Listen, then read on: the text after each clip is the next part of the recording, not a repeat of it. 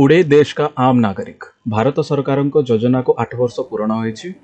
देशर साधारण नागरिक को उड़ाक दियो एहार नाम उड़ान आरएससी पई जनाशुना। भारत सरकार एक आंचलिक विमान बंदर विकास कार्यक्रम। एही कार्यक्रम जयपुर विमान बंदर ठारे अनुष्ठित होइथिला। 2 जण पायलट को संबोधन जणाइथिले एयरपोर्ट डायरेक्टर अवकाश परिड़ा एवं समस्त विमान बंदरर कर्मकर्ता।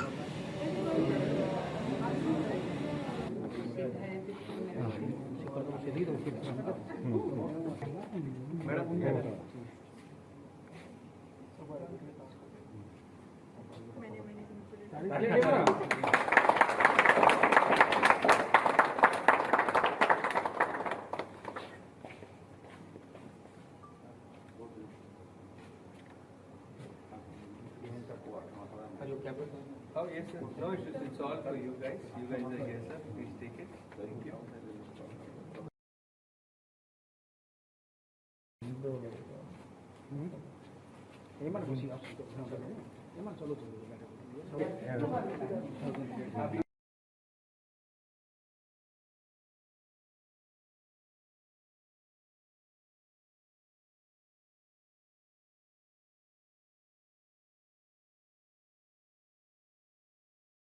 मो कमांडर अवकाश परिड़ा एयरपोर्ट डायरेक्टर जयपुर एयरपोर्टर आज आमर आरसीएस उड़ान स्कीम अष्टम वार्षिक पालन करा जाउची।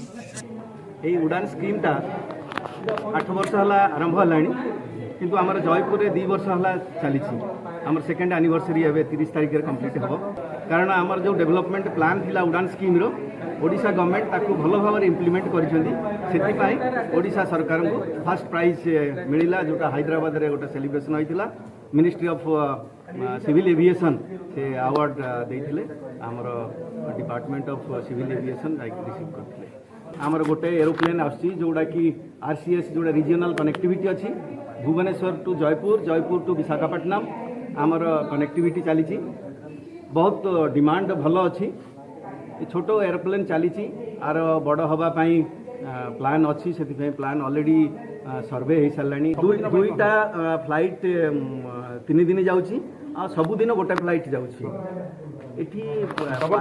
डबल फ्लाइट आसवाई जो फ्लीट आमर चली एरोप्लेन तो एयरक्राफ्ट अवेलेबिलिटी ना जिते अवेलेबल होमें रेडी अच्छे चलैवाई आम अलरेडी अप्रूवाल भी दे 7 दिन 2टा फ्लाइट ऑपरेट कर